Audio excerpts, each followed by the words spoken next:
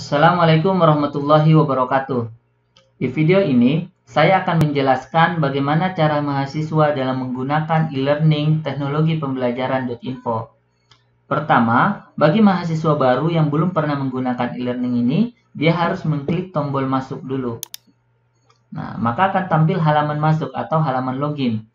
Nah, kemudian mahasiswa harus tarik scroll ke bawah, lalu klik tombol silakan daftar untuk jadi anggota baru untuk membuat akun baru e-learningnya. Nah, klik tombol silakan daftar untuk jadi anggota baru, maka akan tampil halaman formulir untuk pembuatan akun yang baru. Nah, seperti ada kolom nama pengguna, bisa diisi dengan NIM dari mahasiswa tersebut. Misalnya, saya isi NIM. Nah, kolom password bisa diisi dengan password yang diinginkan ya, bisa berupa angka, bisa berupa huruf atau kombinasi dari keduanya. Kemudian, kolom alamat email harus diisi dengan alamat email yang aktif ya. Nah, misalnya alamat emailnya adalah ini harus aktif karena nanti dibutuhkan untuk mengkonfirmasi akun e-learningnya. Jadi harus dipilih email yang aktif dan sedang bisa dibuka. Kemudian kolom email lagi bisa di copy paste saja email yang di atas, nama depan, nah sesuai dengan nama depan Anda, misalnya saya Hamdan Hussein, nama belakangnya Batubara, Hamdan Hussein Batubara. Nah kemudian kota bisa diisi misalnya Semarang. Nah, oke, ini namanya saya ubah saja ya menjadi Desi saja. Nah ini misalnya. Kemudian pilih negara, bisa dipilih Indonesia misalnya. Lalu klik tombol buat keanggotaan baru. Nah, di sini sebuah email telah dikirimkan ke alamat Anda pada husseinbatubara1@gmail.com yang berisi petunjuk ringkas untuk melengkapi pendaftaran. Jadi kita harus membuka alamat email yang sudah kita daftarkan dulu untuk melengkapi pendaftaran. Klik saja tombol lanjut. Lalu buka di tab baru email Anda. Misalnya saya akan buka email saya. Oke, saya tadi bukan menggunakan email ini ya. Saya menggunakan email yang satunya. Nah ini di sini sudah ada email baru dari e-learning. Nah di sini ada teknologi pembelajaran konfirmasi keanggotaan. Emailnya dari Prof. Muhammad Syarif Sumantri. Nah di sini bisa kita baca. Halo Desi Nur Aryani, permohonan pendaftaran keanggotaan baru telah diajukan. Nah, ini untuk mengkonfirmasi keanggotaan baru Anda, silakan masuk ke alamat situs web berikut ini. Jadi kita diminta untuk mengklik link ini. Nah, jika misalnya Bapak Ibu tidak bisa mendapatkan pesan ini, Bapak Ibu bisa cek di spam ya, di folder spam. Nah, di sini folder spam. Kalau saya kebetulan tadi masuknya di kotak masuk ya. Nah, ini kotak masuk. Nah, jadi saya akan klik link ini untuk melengkapi pendaftaran. Nah, ini sudah ada muncul. Terima kasih Desi Nur Aryani. Pendaftaran Anda telah dikonfirmasi. Lalu klik tombol lanjut. Nah, ini saya sudah berhasil login. Di atas sudah ada nama saya, Desi Nur Aryani. Kalau mau keluar, saya tinggal klik tombol keluar. Nah, saya akan coba lagi masuk. Klik tombol masuk. Nah, saya akan coba tadi NIM saya untuk nama penggunanya. Nah, kolom nama pengguna sesuai yang didaftarkan, passwordnya juga sesuai dengan yang didaftarkan ya. Nah, kemudian klik tombol masuk. Nah, di sini saya sudah bisa masuk ke e-learning teknologi pembelajaran.info. Nah, di sini ada nama saya nih, Desi Nur Aryani. Nah, kemudian kalau ingin mengubah password atau melengkapi profil di menu preferensi. Ini klik menu preferensi. Nah, tadi diklik ikonnya, pilih menu preferensi, maka akan muncul halaman preferensi seperti ini. Nah, di sini ada menu ubah profil. Menu ubah profil untuk melengkapi nama profil kita. Bisa kita tambahkan foto misalnya. Nah, cara menambahkan foto itu klik ikon file ini. Nah, lalu pilih upload file. Nah, lalu klik tombol choose file. Lalu pilih foto yang ingin digunakan. Misalnya foto yang ini misalnya. Open, upload this image. Nah, ini fotonya sudah terupload. Lalu klik tombol perbaharui profil. Maka di sini foto profilnya sudah muncul ya. Nah, kemudian untuk kembali ke dashboard, klik dashboard yang ini, halaman depan ya. Ini adalah halaman depan. Nah, kemudian untuk mendaftar ke halaman mata kuliah e-learning, nah kita klik ini menu daftar mata kuliah yang tersedia. Nah, klik daftar mata kuliah yang tersedia untuk mendaftar ke mata kuliah e-learning. Nah, di sini kita akan melihat beberapa mata kuliah yang ada di web e-learning ini. Nah, di sini baru ada satu mata kuliah. Di sini ada media pembelajaran, ini visualisasinya, ini deskripsi singkatnya, dan ada dosennya. Ini dosennya Prof. Syarif Sumantri. Untuk mendaftar ke mata kuliah ini, kita klik judul mata kuliahnya. Misalnya media pembelajaran, klik judulnya. Nah, seperti ini. Nah, kemudian kita akan diminta kunci pendaftaran mata kuliah. Nah, kunci pendaftaran mata kuliah ini bisa kita peroleh dari dosen pengampunya. Jadi kita minta ke Prof. Dr. Syarif Sumantri, apa password dari mata kuliah ini. Lalu kita isi di kunci pendaftaran. Misalnya passwordnya adalah, misalnya saya sudah isi passwordnya, lalu klik tombol daftarkan saya.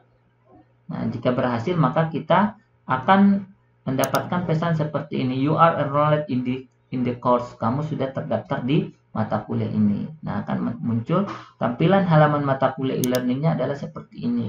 Ada pengumuman, untuk melihat pengumuman. Nah, ini belum ada pengumumannya. Kemudian ada daftar hadir, untuk mengisi daftar hadir. Misalnya saya klik ikon daftar hadir, maka akan tampil halaman daftar hadir seperti ini. Di sebelah kiri kita bisa melihat tanggal perkuliahan dan mulai jam berapa sampai jam berapa kita bisa mengisi daftar hadir. Dan di sebelah kanan kita bisa mengklik tombol submit attendance untuk mengisi daftar hadir. Misalnya saya akan klik tombol submit attendance. Nah, di sini statusnya langsung berubah menjadi hadir. Sementara untuk sesi perkuliahan yang lain, kita tidak bisa mengisi daftar hadirnya sebelum waktunya. Nah, selanjutnya saya akan kembali ke halaman mata kuliah. Ya, di sini ada file RPS, diklik judul file RPS-nya untuk mendownloadnya seperti ini. Tinggal di-download.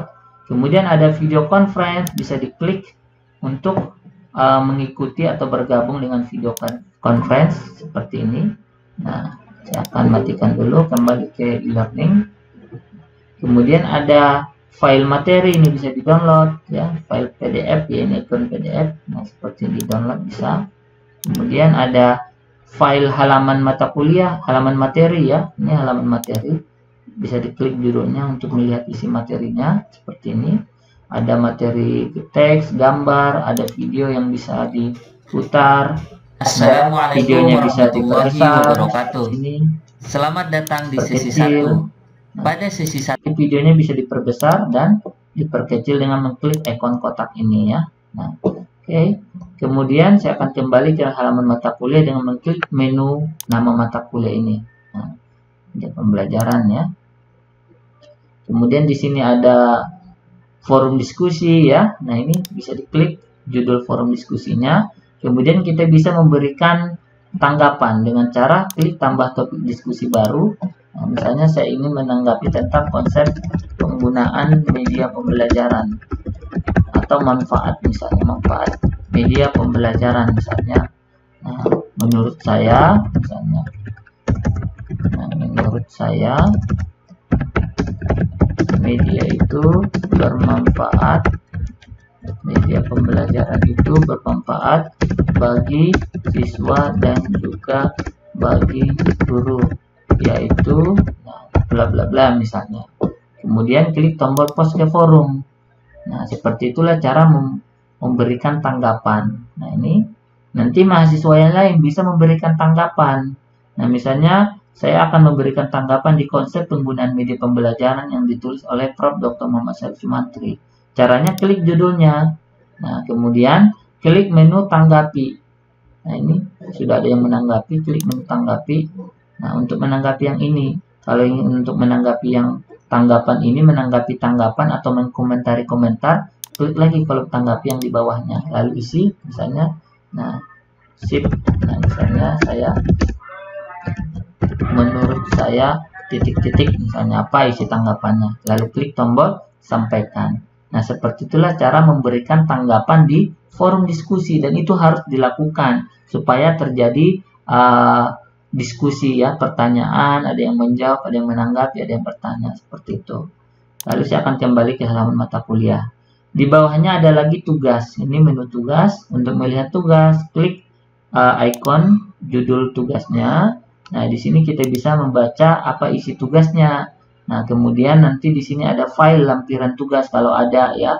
Nah, kemudian di sini ada submission status. Submission statusnya no attempt, kita belum menyerahkan tugas ya, no attempt. Kemudian grade status belum dapat nilai. Kemudian ada batas waktu pengerjaannya di sini. Batas waktu pengerjaannya bisa kita lihat di sini 10 September jam 23.59. Jadi waktu yang tersisa time remaining-nya 7 hari 20 jam. Untuk menyerahkan tugas, mahasiswa harus mengklik tombol tambahkan pengajuan. Nah, ini tambahkan pengajuan tugas atau laporan. Kemudian kalau isi tugasnya adalah berupa teks daring, mengisi teks ini bisa kita ketik di sini teks seperti mengetik di Microsoft Word. Kita bisa menambahkan gambar dengan mengklik icon picture seperti ini, browse repositories. Choose. Ini bisa kita tambahkan gambar. Misalnya, ini gambar apa? Misalnya gambar HP.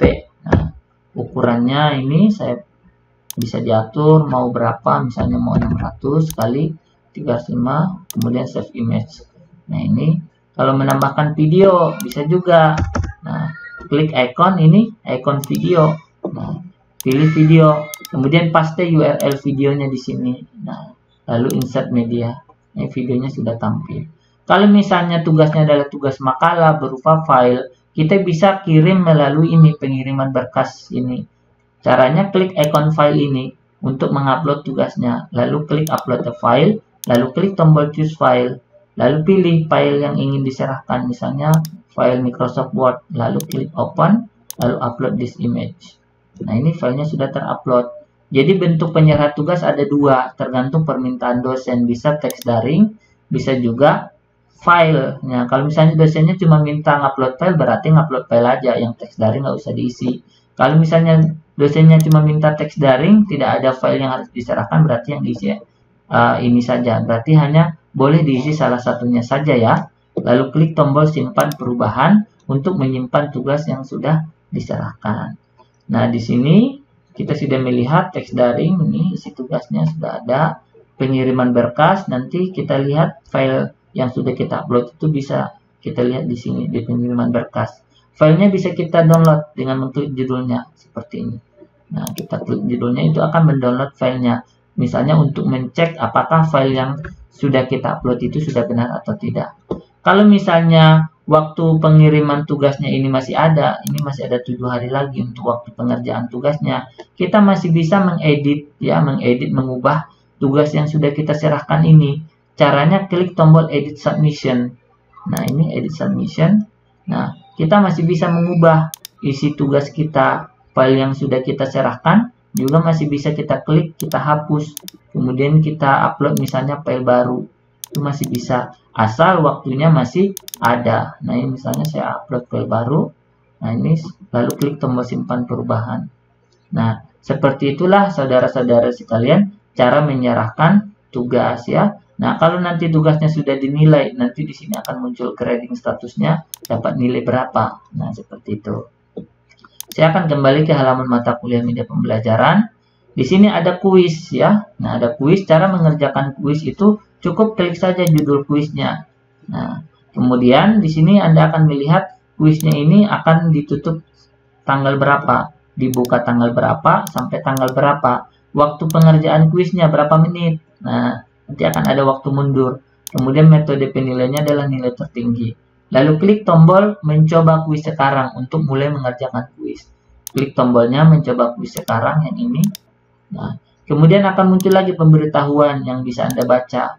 Lalu Anda dapat mengklik tombol start attempt untuk mulai menjawab kuis. Misalnya saya klik tombol start attempt. Kemudian di sini ada kuis yang berisi soal pilih esai. Ini soal esai. Berarti cara menjawabnya adalah dengan mengetik jawabannya di kolom esai.